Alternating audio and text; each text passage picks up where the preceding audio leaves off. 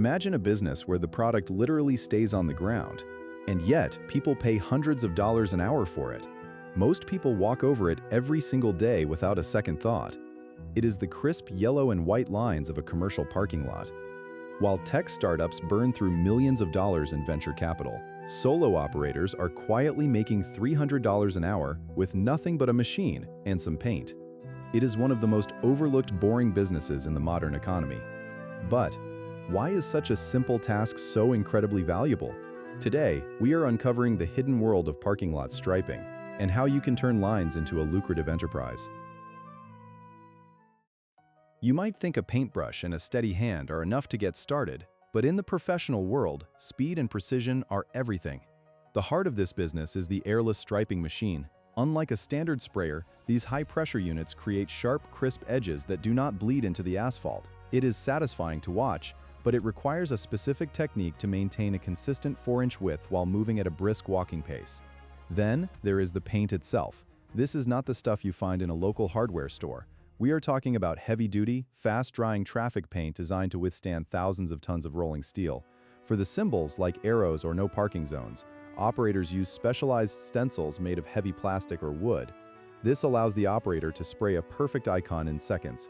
When you factor in the speed of these machines, a solo operator can finish a medium-sized lot in just a few hours. The math is simple: fast equipment equals high hourly rates. However, the machine is only half the battle. The question is, how do you know exactly where those lines should go to keep the property owner out of legal trouble? Striping is not just about making a lot look pretty, it is a legal necessity. This is where the real money is made. Every commercial property in the United States must follow the Americans with Disabilities Act, or ADA. If a parking lot does not have the correct number of van-accessible stalls, or if the blue paint is faded beyond recognition, the property owner faces massive fines and potential lawsuits. This creates a recurring forced demand for the service. Property managers are not just buying paint, they are buying legal protection. A professional striper knows exactly how many spots are required based on the total square footage of the building. They understand the specific path of travel requirements and the exact shades of blue and white mandated by federal law. Because the stakes are so high, property owners are willing to pay a premium for someone who guarantees total compliance. It is a classic example of a must-have service versus a nice-to-have service. But what happens when a lot needs more than just a fresh coat of paint? Sometimes, the entire layout needs to be reinvented from scratch. Beyond legalities, there is a science to how cars are arranged. For a business owner, every parking spot represents potential revenue. A poorly designed lot can waste 10 to 15% of its usable space, and that is money left on the table. This is where a striping expert becomes a consultant. They use layout tools like long chalk lines and transit levels to map out the most efficient configuration. The decision often involves a complex choice. For example, should the stalls be at a 90-degree angle or a 60-degree slant? 90-degree stalls fit more cars, but 60-degree stalls allow for one-way traffic and easier turning. The decision depends entirely on the type of business. A quick turnover coffee shop needs a different flow than a long-term office park. Restriping an old lot often involves blacking out old lines and snapping entirely new ones to modernize the facility. It is a high-stakes puzzle where a single mistake can lead to gridlock or fender benders. When an operator can show a landlord how to squeeze 5 extra spots into a crowded lot, they are no longer just a laborer, they are a business partner. The world looks different at 3 in the morning under the hum of high-pressure sodium lights. This is the reality of the striping business.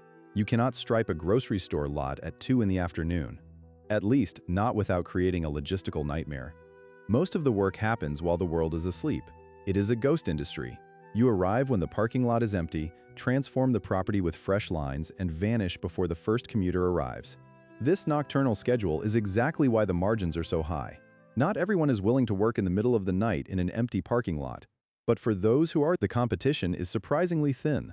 There is a certain peace to the work. No phones ringing, no traffic to dodge, just you and the machine. However, working in the dark requires its own set of skills, from managing portable lighting to ensuring the dew point does not ruin the adhesion of the paint. It is a specialized niche that requires discipline. But how do you actually find the people who are willing to pay for this nocturnal expertise? One of the best parts of this industry is who pays the bills. You're not dealing with homeowners who might haggle over $50 for a lawn mow. You're dealing with commercial property managers and national chains. For these clients, a $3,000 striping job is a rounding error in their annual maintenance budget. The question is, how do you get your foot in the door with a multi-million-dollar management firm? It starts with professional bidding. Once you're in their system as a trusted vendor, the work becomes predictable and recurring. Building a relationship with just one property management firm can lead to 20 or 30 different locations. They value reliability above almost everything else. If you show up when you say you will, and the lines are straight, you have a client for life. Many stripers also work with national service providers, companies that subcontract work for big-box retailers across the country. While the margins might be slightly lower, the volume is massive.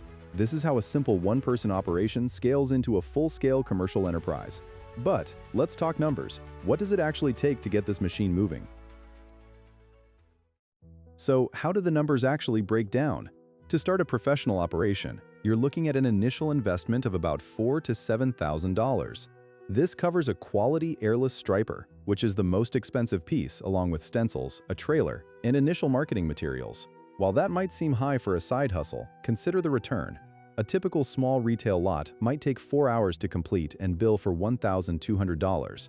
After the cost of paint, which might be $200 for several 5-gallon buckets, the profit is substantial. Even after factoring in fuel, insurance, and equipment wear, the hourly take-home remains in that coveted $300 range.